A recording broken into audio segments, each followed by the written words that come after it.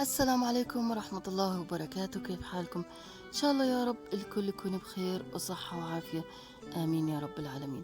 صلوا على النبي يا جماعة، اللهم صل وسلم وبارك على سيدنا محمد وعلى آله الطيبين الطاهرين. قصة سائق التاكسي والعجوز التي تشتاق إلى أولادها. يقول السائق: بينما كنت أسوق التاكسي باحثا على رزقي بين الشوارع والأحياء، أوقفتني امرأة كبيرة بالسن وهي جالسة على إحدى الأرصفة، وقالت لي: أريد أن توصلني إلى دار ابني محمد. الله يكثر خيرك وإن شاء الله تقعد لك بعيالك، وصلني عن دار ابني، أنا نفسي أشوفه. قد غاب عني وأخشى أن يكون به شيئا، أو أن يكون مريض، أو إنه مشتاق لي ولا يريد أن يأتي إلي، أخشى عليه من المرض. وفعلا أخذتها معي ووصلنا إلى الدار ولدها بعد أن علمت باسمه منها، وقد وصلت للعنوان بصعوبة. بعد أن طلبت مني أن أطرق لها الباب، طرقت لها الباب ورنيت الجرس، وكانوا لا يريدون أن يفتحوا. بعد عدة لحظات أو 5 دقائق فاتت علينا، خرج والدها الذي عندما رأى أمه قال لي: لماذا؟ ما الذي جعلك تجلبها إلي؟ نحن بالكاد نتحمل هذه الشقة الصغيرة جدا التي بالكاد تكفينا.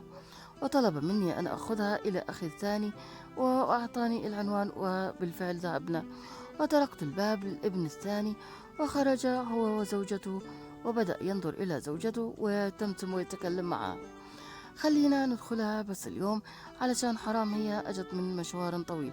لكن زوجته لا تريد. قال لي: أنا السائق اللي كنت أريد أن أبكي على حالها. قال إن أمي تتبول على نفسها ولا أستطيع أن أخدمها، وزوجتي لا تريدها. فدمعت عين الأم وقالت لي: خذني يا ابني إلى المقبرة أرجوك.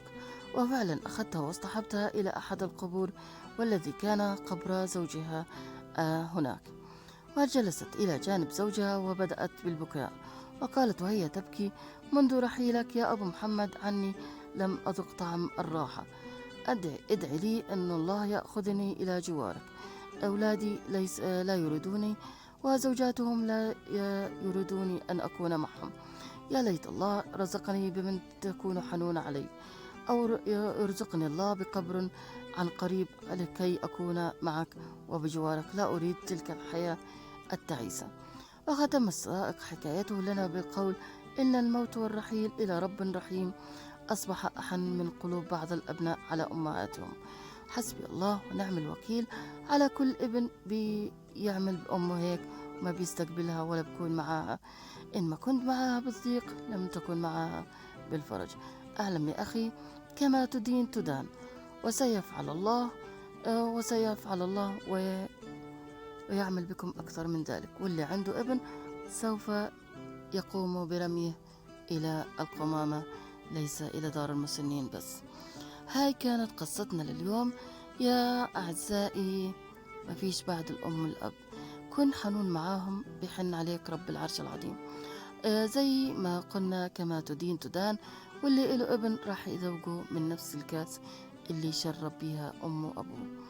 هاي كانت قصتنا لليوم، بحبكم بالله، لا تنسوني من دعوة حلوة منكم. الله يفرجها علينا وعليكم بحق لا إله إلا الله. اللهم صل وسلم وبارك على سيدنا محمد وعلى آله الطيبين الطاهرين. كانت معكم ريتا جمال، بحبكم بالله، سلام.